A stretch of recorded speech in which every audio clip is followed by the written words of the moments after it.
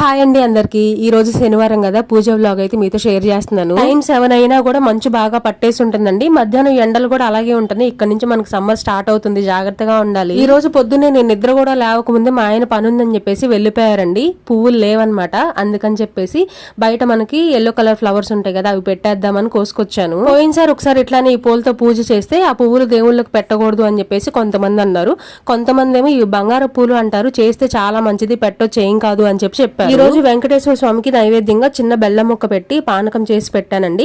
ఇంక రోజు ఎలా అయితే చేస్తానో అలానే చేసేసి హారతి ఇచ్చేసి పూజ అయితే ముగిచ్చేసాను. నాకెందుకో మళ్ళీ 7 శనివారాలు వ్రతం చేసుకోవాలి అని అనిపిస్తుంది. 3 సార్లు చేశాను కదా, పెళ్లికి ముందు ఒకసారి చేశాను, పెళ్లి తర్వాత 2 సార్లు చేశాను, 4గోసారి మళ్ళీ చెయ్యాలని చెప్పేసి అనిపిస్తుంది. 2-3 వారాల నుంచి అనుకుంటున్నాను కానీ పోస్ట్ పోన్ అవుతుంది. చూడాలి మరి ఆ వెంకటేశ్వర స్వామి ఎప్పుడు మొదలు పెట్టిస్తాడో మనతో పాటు.